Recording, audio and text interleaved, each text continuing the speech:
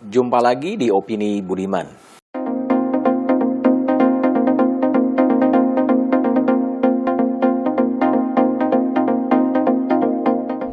Menko Polhukam Mahfud MD memantik kontroversi. Ia menyinggung soal diamnya DPR. Dalam wawancara dengan Kompas TV, Mahfud mengatakan ada problem psikopolitik. Masyarakat heran, mengapa sih DPR diam? Biasanya ada apa-apa paling ramai memanggil-manggil. Ini nggak ada tuh, kata Mahfud dalam wawancaranya di Kompas TV menanggapi kontroversi tiada henti kematian Brigadir Yosua. Mahfud pun menyebut ada mabes di dalam mabes. Itu bagian dari psikopolitik. Adanya mabes di dalam mabes itu punya aliansi sendiri-sendiri. Pernyataan Mahfud itu kemudian menuai bantahan, menuai klarifikasi. Ketua Komisi 3 DPR Bambang Wuryanto atau dikutip Bambang Pacul seperti dikutip oleh sebuah portal berita menyebut Mahfud kok seperti menteri komentator. DPR diam karena DPR sadar posisi. Kita malah justru bertanya, mengapa Menko Polhukam justru menjadi menteri yang sering berkomentar. Komentar lain datang dari Arsul Sani, anggota Komisi 3 DPR dari fraksi Partai Persatuan Pembangunan.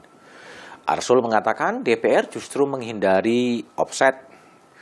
DPR tidak tiba-tiba mengumumkan ada tersangka. Kami di DPR justru menghindari agar offset, karena kewenangan mengumumkan tersangka ada di Bareskrim. Panggung komentar memang ramai, saling berbantahan dalam kasus kematian Brigadir Yosua. Itu adalah di panggung depan, di panggung media. Namun di panggung belakang, sejumlah anggota DPR memang mengakui bahwa kedekatan Komisi 3 DPR dengan Polri memang menciptakan hubungan-hubungan yang sungkan, segan, atau hubungan yang penuh dengan kepentingan. Atau memang dari awal pada saat kejadian ini meletus, orang masih bingung, DPR juga masih bingung sebenarnya apa yang terjadi dalam kasus Duren 3 yang melibatkan Kepala Divisi Propam Mabes Polri, Verdi Sambo. Harus diakui juga bahwa kedekatan antara Komisi 3 DPR dengan Mabes Polri, khususnya juga dengan Verdi Sambo, sudah terjalin karena Verdi Sambo pernah menjadi koordinator Sesprim Polri sejak tahun 2018. Hubungan yang kedekatan inilah yang kemudian membuat Komisi 3 DPR agak sungkan atau justru tidak banyak bersuara. Alasannya memang bermacam-macam, diantaranya adalah soal reses. DPR sebagai lembaga, Komisi 3 sebagai lembaga boleh saja kemudian seperti dikatakan oleh Mahfud MD, memang diam, memang tidak melakukan pemanggilan-pemanggilan atau pernyataan-pernyataan yang agresif, akan membentuk panitia angket atau dan lain sebagainya. Tetapi sebagai anggota, beberapa anggotanya justru juga bersuara keras. Sebut saja misalnya Trimedia Panjaitan. Politisi dari PDI Perjuangan itu pada 18 Juli sudah bersuara keras meminta Kapolri untuk menonaktifkan Verdi Sambo. Kemudian membentuk tim khusus, dan kemudian juga menarik kasus itu ke Bareskrim Polri. Apa yang dikatakan oleh Trimedia Panjaitan, politisi PDI Perjuangan, memang itu menjadi kenyataan di kemudian hari.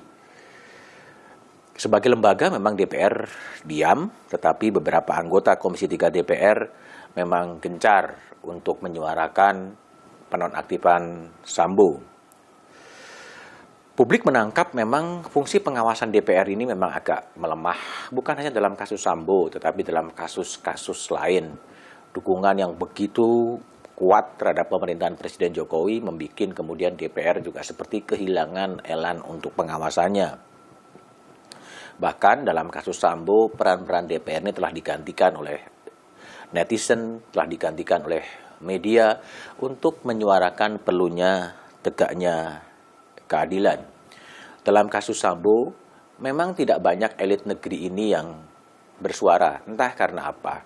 Selain Presiden Jokowi yang memang 4 kali bersuara dan diamplifikasi oleh Mahfud MD.